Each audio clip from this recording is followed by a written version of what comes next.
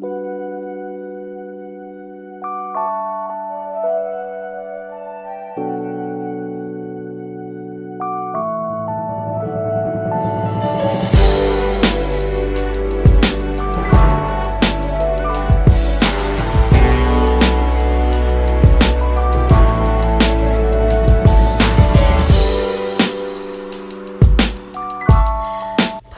depression is depression that occurs after childbirth.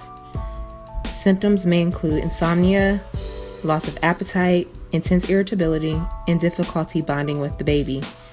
If it is left untreated, the condition may last months or longer.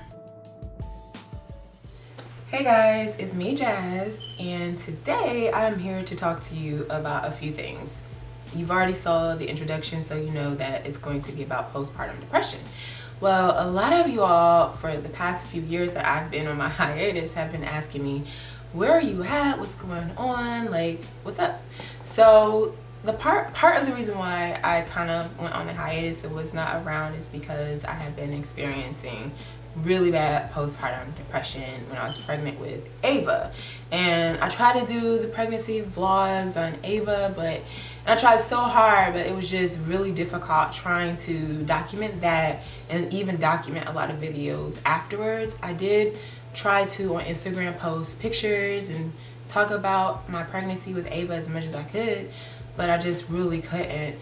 And with postpartum depression, especially in the African American community, it's kind of like we don't talk about that, or it's impossible to have such a thing, or it does not exist, let alone we already have issues with talking about depression as it is in our community. But it is something that really does happen. It's very real, and I even think when I first learned of it, I never thought I would experience that, but I did. And I also believe that it wasn't even brought to light until Oprah Winfrey did a segment on postpartum depression and its effects several years ago. I think it might have been in the 90s. But I experienced postpartum depression. A lot of people don't know what it is, and loved ones and those close to individuals who experience it don't even know how to help people at times. And that was something that I myself even experienced, and it does feel lonely. So what exactly was my experience with postpartum depression? Well, first I would like to say, with any type of depression, I believe that there are triggers. There's different events that can occur that can lead up to you in the depression. And for me, when I moved to Atlanta, it was such a big shift. I was leaving my home where I'm used to everything being so structured and organized. I had a really great job there, and then I come to Atlanta trying to start over. I have a new child already that's like one. Bella was one at the time. So I had Bella, trying to find medical care for her, the pediatrician, daycare. I'm pregnant, trying to make sure I find a job that has health care. It was just so much, trying to get used to the area, not knowing anyone. It's just me and Nate and Bella at the time. I couldn't really focus too much on my pregnancy. And then I was so in love with Bella. I'm like, oh my God, like, am I gonna be able to even love Ava? You know what I mean? So when Ava was born, how I knew that there was some trouble I may have been in emotionally and mentally is when I had Ava, and when she came out, I remember her crying, and I remember me talking to her, and I remember her immediately stopped crying. And at that moment I was like, okay, this is my baby and we're cool, and I do love her. But as the time went on, it was like you moms know, like, you feel like this immediate connection. It just wasn't there. Like, I don't even know how to describe it. It was just the oddest thing. It's like, okay, this is my baby, but I'm not connecting. Like, I'm not feeling anything. Like, it was weird. And then the guilt sets in, because you're like, this is my baby. God gave me this baby, and I was so in love with Bella, and I did all these things for Bella, but then I have Ava, and it's like, I'm just not connecting, and you start feeling bad, and you're like, no, I know I love this baby. I know I don't love this baby more than this baby. So you start going through all of these things in your mind. And then on top of that, you have family who's like, well, we're not seeing any pictures of Ava. And I took a lot of pictures. I just didn't post them. But they're like, we're not seeing enough pictures of Ava. And then they start that whole thing. So you got all that weight then when you're realizing that you may be in trouble because of you not connecting, you're feeling sad. I was like crying all the time. I was really emotional. It was like my hormones were abnormal. Like they weren't like your normal baby blues that only usually last about 2 weeks. Like this went on for months. I would say that this went on for about 6 months with Ava.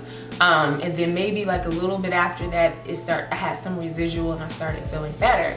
But even with that, and you have all that coming on you, and you try to call your doctor, which I try to call my OB, and I had an older doctor, and that was a part of the issue because like when I moved here, I didn't know anybody. So I just kind of was like trying to find a doctor that would take me, and I was so far along that a lot of doctors would not take me. And the doctor I ended up getting, he was old school. He didn't even check my urine every single visit like you normally get checked.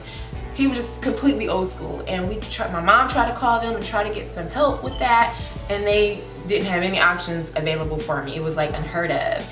And on top of that, when I had Ava, I only got 6 or 8 weeks. I think it was 6 weeks. So I didn't even have time to try to fix whatever the bond issue was, whatever the depression was. So there was so much that was going on, and this is the reason why you guys haven't seen me. I've been trying to deal with it. So some of the things that you need to look for if you're watching this video and you're thinking that you have postpartum depression, look at the normalcy. And also another thing to keep in mind is the postpartum depression usually can happen with your second child, not your first child. It usually happens with your second child, and it lasts longer than just 2 weeks. It's completely not normal. And it's a mixture of things that can cause it. You have environmental issues, like in my case, my relocation and not, being in my normal environment.